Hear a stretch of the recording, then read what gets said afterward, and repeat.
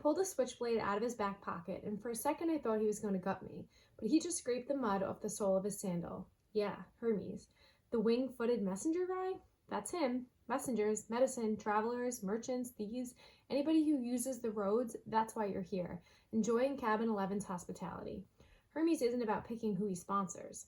I figured Luke didn't mean to call me a nobody. He just had a lot on his mind. You ever meet your dad? I asked. Once. I waited, thinking that if he wanted to tell me, he'd tell me. Apparently he didn't. I wondered if the story had anything to do with how he got his scar. Luke looked up and managed a smile. Don't worry about it, Percy. The campers here, they're mostly good people. After all, we're extended family, right? We take care of each other. He seemed to understand how lost I felt, and I was grateful for that, because an older guy like him, even if he was a counselor, should have steered clear of an uncool middle schooler like me. But Luke had welcomed me into the cabin. He'd even stolen me some toiletries, which was the nicest thing anyone had done for me all day. I decided to ask him my last bingo question, the one that had been bothering me all afternoon. Clarice from Aries was joking about me being Big 3 material. Then Annabeth, twice, she said I might be the one. She said I should talk to the Oracle. What was that all about? Luke folded his knife. I hate prophecies. What do you mean? His face twitched around the scar. Let's just say I messed things up for everybody else. The last 2 years, ever since my trip to the Garden of the Hesperides went sour, Chiron hasn't allowed it any more quests. Annabeth's been dying to get out into the world. She pestered Chiron so much he finally told her he already knew her fate. He'd had a prophecy from the Oracle. He wouldn't tell her the whole thing, but he said Annabeth wasn't destined to go on a quest yet. She had to wait until somebody special came to the camp. Somebody special? Don't worry about it, kid, Luke said. Annabeth wants to think every new camper who comes through here is the omen she's been waiting for. Now, come on, it's dinner time. The moment he said it, a horn blew in the distance. Somehow I knew it was a conch shell, even though I'd never heard one before. Luke yelled, 11, fall in! The whole cabin, about 20 of us, filled into the common yards. We lined up in order of seniority, so of course I was dead last. Campers came from the other cabins, too, except for the 3 empty cabins at the end. And cabin 8, which had looked normal in the daytime, but was now starting to glow silver as the sun went down. We marched up the hill to the mess hall pavilion. Satyrs joined us from the meadow. Naiads emerged from the canoeing lake. A few girls came out of the woods, and when I say out of the woods, I mean straight out of the woods. I saw one girl, about 9 or 10 years old, melt from the side of a maple tree and come skipping up the hill. In all, there were maybe 100 campers, a few dozen satyrs, and a dozen assorted wood nymphs and naiads. At the pavilion, torches blazed around the marble columns. A central fire burned in a bronze brazier the size of a bathtub. Each cabin had its own table, covered in white cloth trimmed in purple. 4 of the tables were empty, but cabin 11's was way overcrowded. I had to squeeze onto the edge of a bench with half my butt hanging off. I saw Grover sitting at table 12 with Mr. D. A few satyrs and a couple of plump blonde boys who looked just like Mr. D. Chiron stood to one side, the picnic table being way too small for a centaur. Annabeth sat at table 6 with a bunch of serious-looking athletic kids, all with her gray eyes and honey blonde hair. Clarice sat behind me at the Aries table. She'd apparently gotten over being hosed down, because she was laughing and belching right alongside her friends. Finally, Chiron pounded his hoof against the marble floor of the pavilion, and everybody fell silent. He raised a glass. To the gods!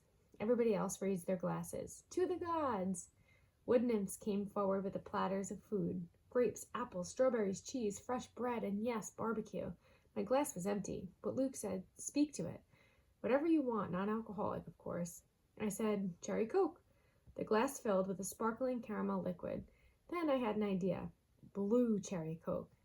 The soda turned a violent shade of cobalt. I took a cautious sip. Perfect. I drank a toast to my mother. She's not gone, I told myself. Not permanently anyway. She's in the underworld. And if that's a real place, then someday... Here you go, Percy, Luke said, handing me a platter of smoked brisket. I loaded my plate and was about to take a big bite when I noticed everybody getting up, carrying their plates toward the fire in the center of the pavilion. Wondered if they were going for dessert or something. Come on, Luke told me. As I got closer, I saw that everyone was taking a portion of their meal and dropping it into the fire. The ripest strawberry, the juiciest slice of beef, the warmest, most buttery roll. Luke murmured in my ear, burnt offerings for the gods. They like the smell. You're kidding. His look warned me not to take this lightly, but I couldn't help but wondering why an immortal, all-powerful being would like the smell of burning food. Luke approached the fire, bowed his head, and tossed in a cluster of fat red grapes. Herns. But I was next. I knew what God's name to say. Finally, I made a silent plea. Whoever you are, tell me, please. I scraped a big slice of brisket into the flames. When I caught a whiff of the smoke, I didn't gag. It smelt nothing like burning food. It smelled of hot chocolate and fresh baked brownies, hamburgers on the grill, and wildflowers, and hundreds of other good things that shouldn't have gone well together, but it did. I could almost believe the gods could live off that smoke. When everybody had returned to their seats and finished eating their meals, Sharon pounded his hoof again for our attention. Mr. D got up with a huge sigh. Yes, I suppose I better say hello to all you brats. Well, hello.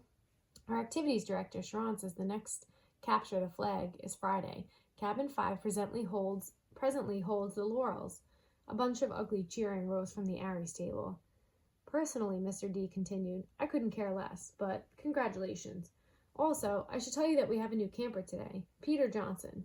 Sharon murmured something. Percy Jackson, Mr. D corrected. That's right. Hurrah, and all that. Now, run along to your silly campfire. Go on.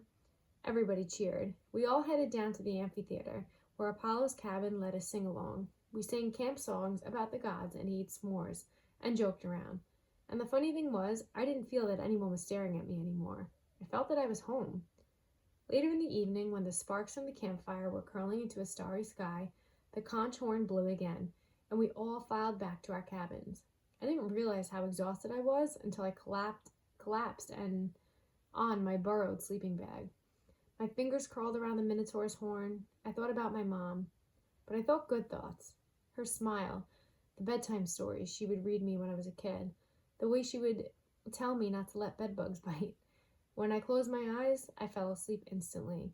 That was my first day at Camp Half-Blood. I wish I'd known how briefly I would get to enjoy my new home.